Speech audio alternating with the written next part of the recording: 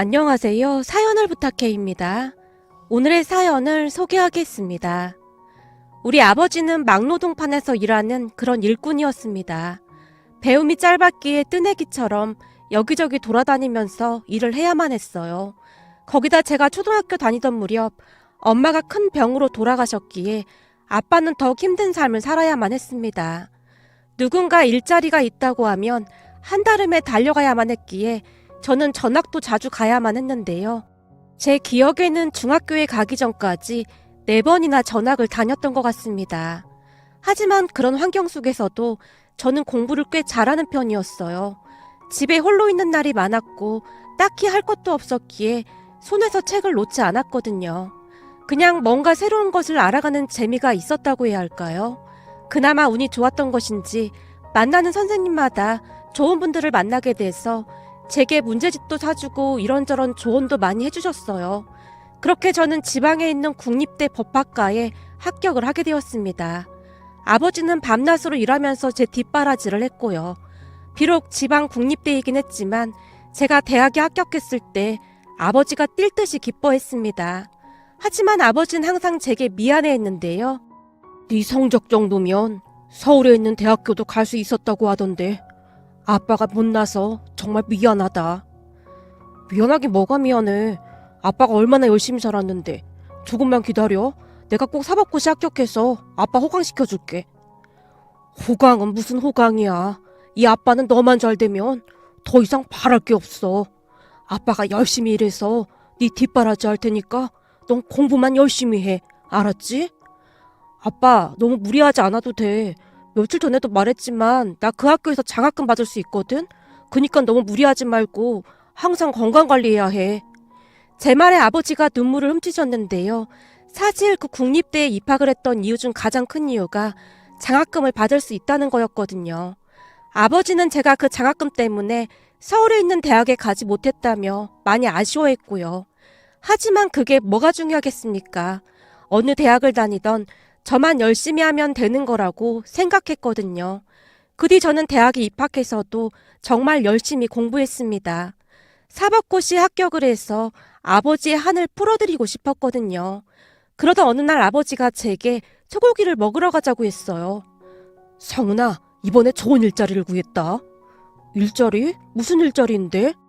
땡땡 관광호텔 사우나에서 일하기로 했어. 여기는 나만 잘하면 옮겨 다닐 필요도 없다고 하더구나. 땡땡 관광호텔?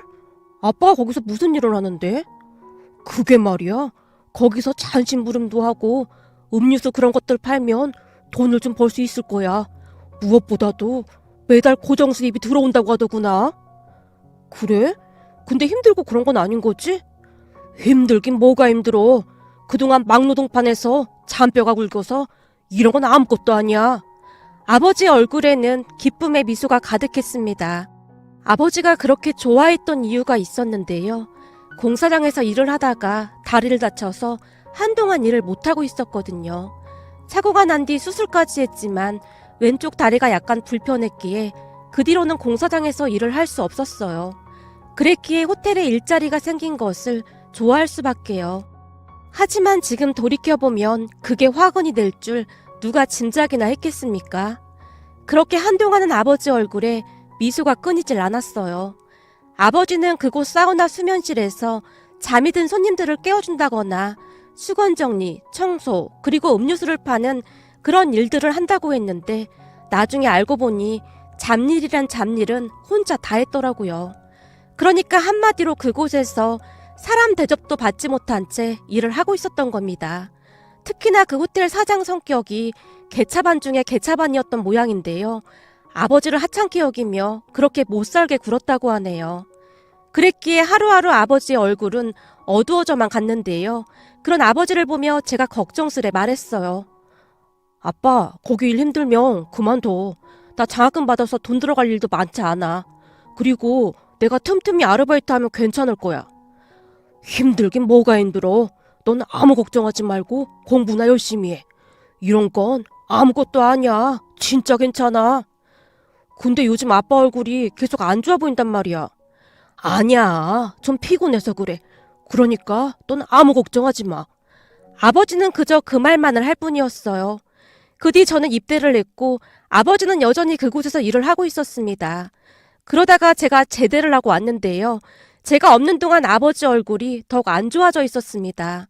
심지어는 잠을 자다가 잠꼬대를 하기도 했는데 막 소리를 지른다거나 그런 일이 많았습니다. 아버지의 모습에 걱정이 될 수밖에 없었기에 제가 몇 번이나 아버지를 뜯어 말려봤지만 아버지는 괜찮다는 말만 할 뿐이었어요. 아마도 그 누구보다도 일자리를 힘들게 구했었기에 그 자리를 포기하기가 쉽지 않았던 것 같습니다. 그러던 어느 날 아버지가 알아 눕고 말았어요. 온몸이 불덩이 같았기에 병원에 다녀온 뒤 그날은 집에서 쉬고 있었는데요. 아버지는 오로지 일 걱정만 했습니다. 오늘 일을 못 나가서 어떡하냐. 내가 꼭 나가야 하는데. 아빠, 그럼 오늘은 내가 가서 일 좀 할 테니까 아빠는 아무 걱정하지 말고 있어. 네가? 됐어. 네가 그 일을 어떻게 해? 어떻게 하긴 뭘 어떻게 해. 걱정하지 마. 라며 제가 아버지에게 해야 할 일을 들은 뒤 아버지가 일하고 있다는 호텔로 향했습니다. 그렇게 저는 그곳에서 이런저런 일들을 했는데요. 아버지가 온갖 잡일이란 잡일을 혼자 다 했더라고요. 그날 제가 직접 일을 해보다 보니 만만치가 않았어요. 아무래도 일이 서툴다 보니 손님이 수면실에서 깨워달라는 시간보다 10분 일찍 깨웠다가 차마 입에 담을 수도 없는 말을 듣기도 했고 음료수랑 삶은 계란을 2개나 맛있게 다 먹어놓고는 냄새가 난다는 등 돈을 못 내겠다고 소리를 지르는 손님 등 별의별 사람들이 다 있었는데요. 그동안 아버지가 얼마나 힘이 들었을지 짐작이 되고도 남았습니다.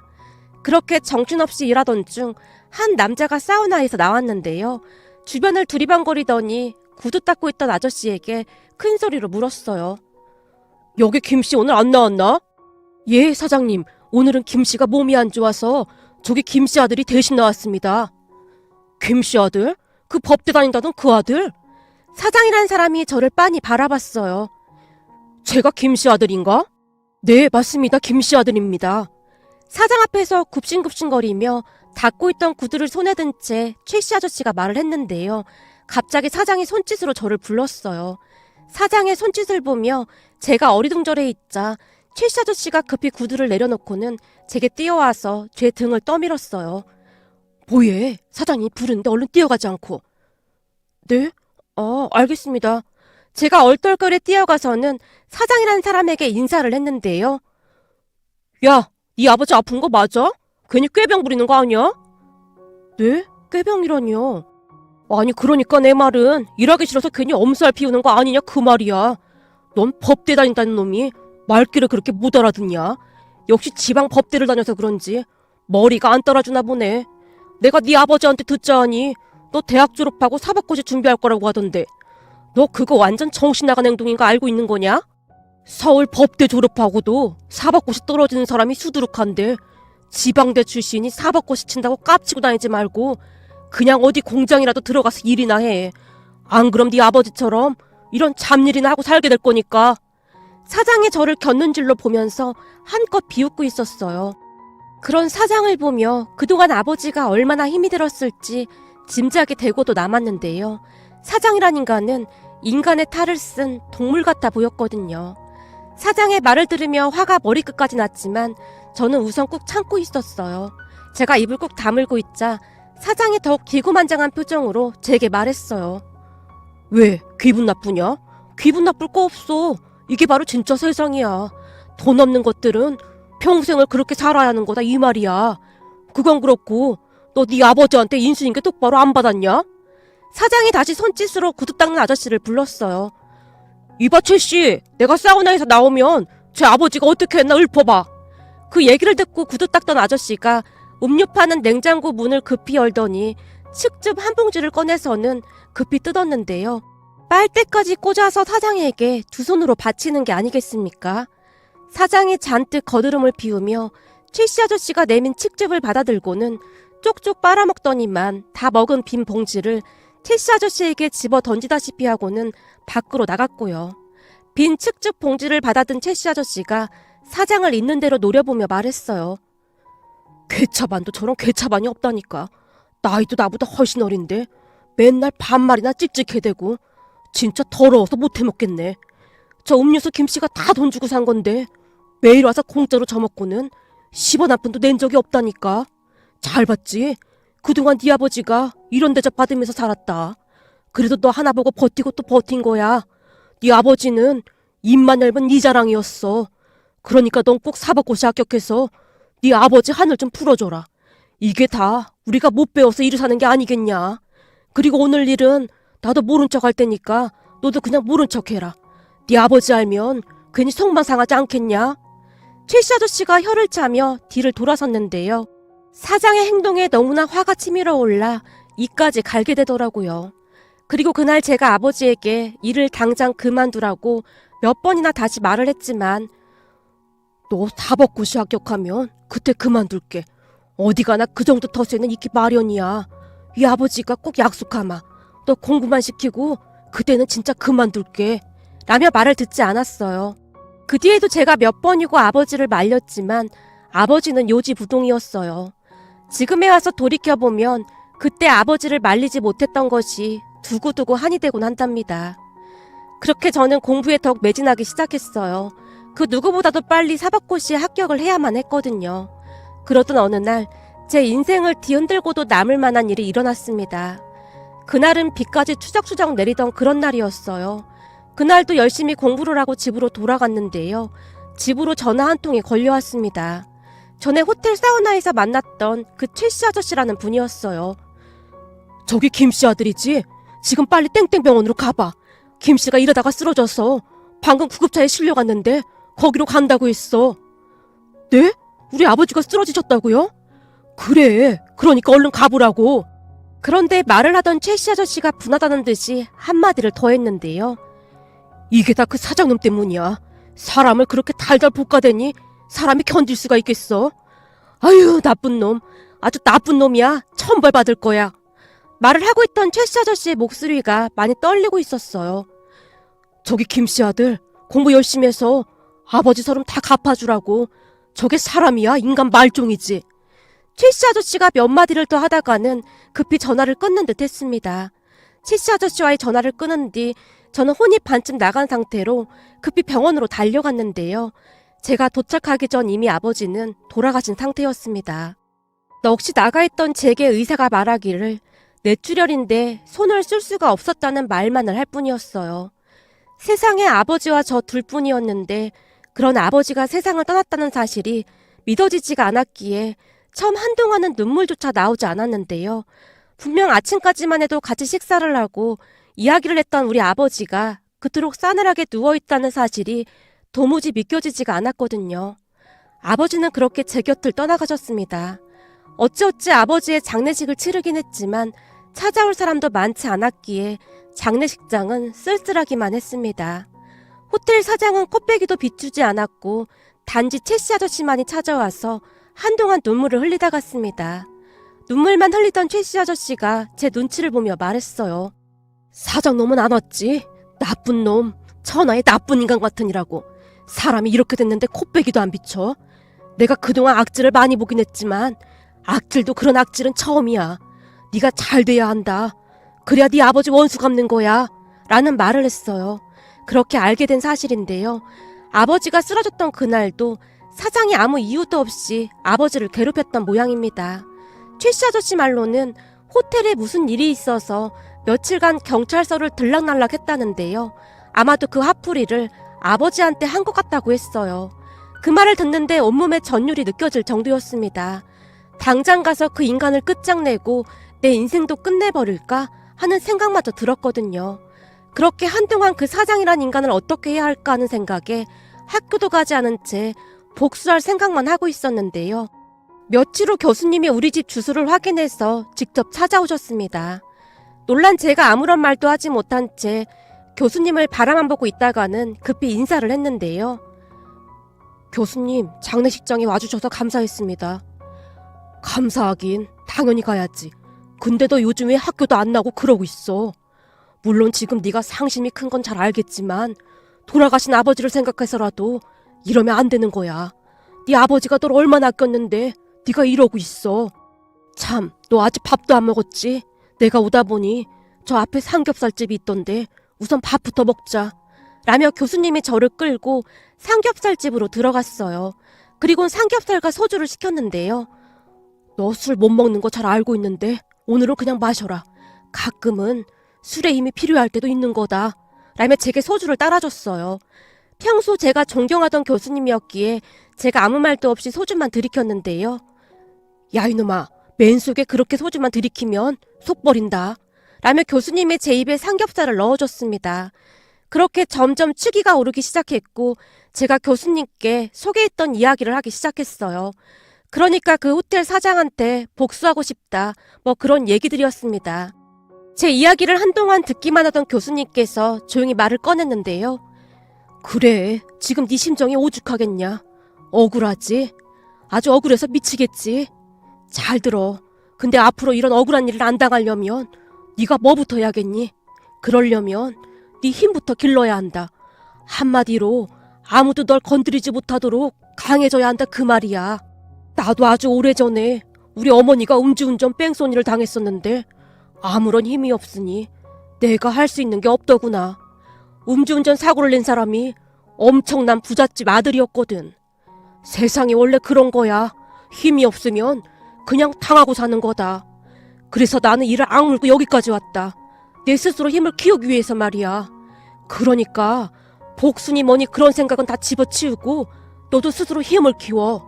복수는 그 다음에 하는 거다. 알겠냐? 너 곧 대학 졸업이잖아. 그럼 바로 조용한 절로 들어가서 공부해라. 그래서 네 아버지가 그렇게 원하던 사법고시 합격하란 말이야. 내가 잘 아는 사찰이 하나 있는데 내가 거기 주지스님한테 잘 말해놓으마. 교수님이 제 손을 잡으며 설득하고 또 설득했습니다. 그 뒤에도 교수님은 계속해서 저를 챙겼어요. 그렇게 저는 대학을 졸업하고 바로 교수님이 소개해준 절로 들어가서 머리 싸매고 공부를 시작했습니다. 하지만 사법고시가 절대 쉬운 공부가 아니잖아요. 세 번째 시험까지 떨어지고 난 뒤 포기해야 하나 하는 생각이 들어 한숨만 쉬고 있었는데요. 그런 제 마음을 눈치라도 챈 듯이 주지스님이 저를 앉혀놓고는 말씀하셨어요. 겨우 3번 하고 포기하려고 여길 들어왔어? 3번이면 아직 시작도 안 한 거구만. 세상 일이 그리 쉬우면 너무 재미없잖아. 잘 들어라. 내가 네 관상을 딱 보니 넌 벼슬을 할 관상이야. 그러니까 밤 다 잡고 다시 공부 시작해. 5번까지 해보고 안 되면 그때 다시 얘기해보자. 근데 그 안에 될 거야. 스님이 제 등을 토닥여줬습니다.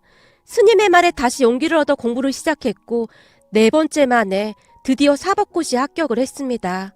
저를 믿고 지지해주신 교수님과 스님이 기뻐한 건 말할 것도 없었고요. 특히나 교수님은 수시로 저를 찾아오셔서 제게 많은 도움을 주셨기에 그 감사한 마음을 다 표현할 길이 없었습니다.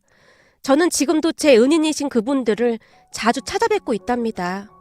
그렇게 저는 당당히 대한민국 검사가 되었습니다. 한동안은 바빠서 정신을 차릴 수가 없었지만 저는 한시도 그 호텔 사장을 잊지 않고 있었어요. 그렇게 얼마 뒤 수소문을 내보니 여전히 그 호텔을 운영하고 있다고 했어요. 거기다 주변을 통해 얘기를 들어보니 여전히 악랄한 짐승 마냥 그렇게 살고 있다고 했습니다. 그 순간 저도 모르게 다시 복수심이 활활 불타올랐고 어느 날부터는 시간이 날 때마다 그 호텔 사우나로 갔어요. 그 사장은 아직도 매일같이 그 사우나를 이용하고 있었거든요. 가서 뭘 어쩌겠다 이런 건 없었는데 그냥 그 사장의 얼굴을 노려보다 올 뿐이었습니다. 하지만 사장은 제 얼굴을 기억하지 못하는 모양으로 제가 노려보고 있었음에도 전혀 눈치채지 못하는 듯 했습니다. 그러던 어느 날 그날도 사우나에 갔다가 나가려고 했는데요. 주변이 시끌벅적했어요. 무슨 일인가 싶어 기웃거리고 있었는데 그 사장이 한 어르신에게 입에 담을 수도 없는 욕설을 해대면서 정신 나간 사람 마냥 호통을 치고 있었어요. 어르신을 자세히 보니 전에 아버지가 하시던 그 일을 하시는 것 같았는데 그 어르신의 얼굴에서 순간 우리 아버지의 모습이 겹쳐 보였습니다. 어르신은 무엇을 그리도 잘못한 것인지 시종일관 머리를 조아리며 죄송하다고 빌어대고 있었습니다. 하지만 호텔 사장의 행동은 더욱 심해지기만 했는데요. 들고 있던 수건까지 내던지며 요즘 안 그래도 장사 안 돼 미치겠는데 그 칡즙 하나 제대로 준비를 못했어. 사람을 열받게 해? 당신 잘리고 싶어? 라며 고함까지 지르고 있었어요. 그 순간 제 눈이 돌아가고 말았는데요. 이봐요, 아저씨. 어르신한테 뭐 하는 짓입니까? 뭐? 아저씨? 이게 어디다 대고 아저씨래? 나 이 호텔 사장이야. 여기 사장이면 이 어르신한테 이렇게 막 해도 되는 겁니까? 야, 너 미쳤어? 순간 사장이 제 뺨을 내리치는 게 아니겠습니까? 그리고는 그 호텔 사장이 분을 이기지 못한 듯 어딘가로 전화를 했는데 건장한 체구의 남성 2명이 급히 뛰어들어오더니 저를 어딘가로 끌고 가는 겁니다. 몸부림을 쳐봤지만 그 남성들을 제압하기에는 역부족이었습니다. 그리고 잠시 뒤 저를 끌고 인적이 드문 창고 같은 곳으로 가서는 저를 바닥에 쪼그려 앉게 하더니 저만 홀로 남겨둔 채 잠시 창고 밖으로 나갔어요. 그렇게 시간이 얼마나 지났을까요? 잠겼던 문이 열렸고 호텔 사장이 그 건장한 남성 2명과 함께 모습을 드러냈는데요. 야, 너 내가 누군지 알고 날뛰는 거야? 너 인생 종치고 싶어? 딱 보니 쥐뿔도 없어 보이는구만. 어디서 나대고 있어? 당신이 이러고도 무사할 것 같아? 그동안 이런 식으로 힘없는 사람들 괴롭혔구만. 지금 이러는 거 후회 안 할 자신 있어? 지금 네가 무릎 꿇고 손이 발이 되도록 빌어도 내가 아량을 베풀어줄지 말지 생각해볼 판국에 아직도 정신을 못 차렸구만. 네가 감히 사람 많은 데서 나한테 쪽을 줘? 너 여기서 못 나갈 수도 있어.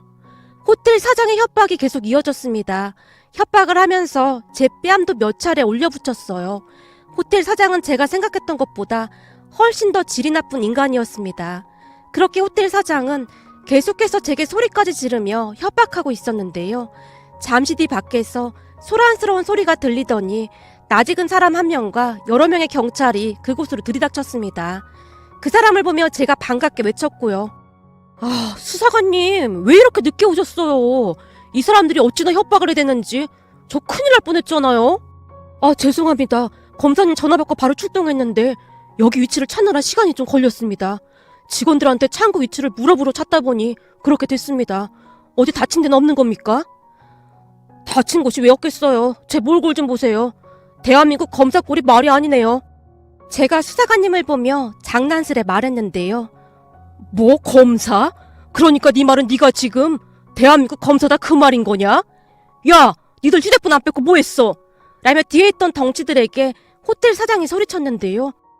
아, 그게 다른 사람들은 이 정도 되면 겁먹어서 신고 같은 거 엄두도 못 내거든요.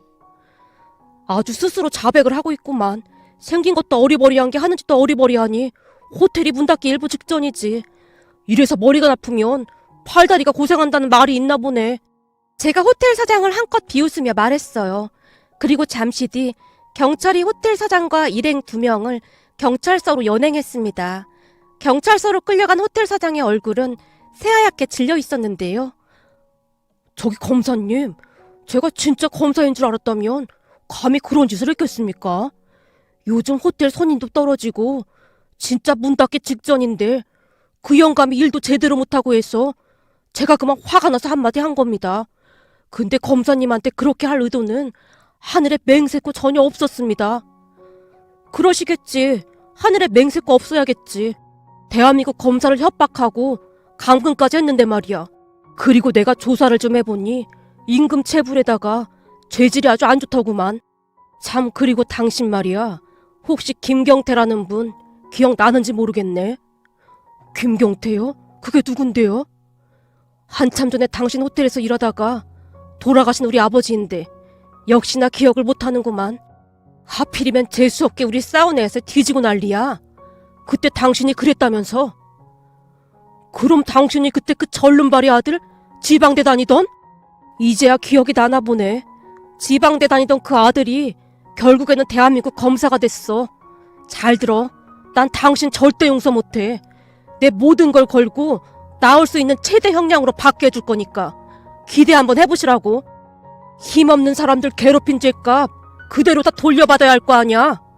제가 그 사장을 있는 대로 노려봤는데요.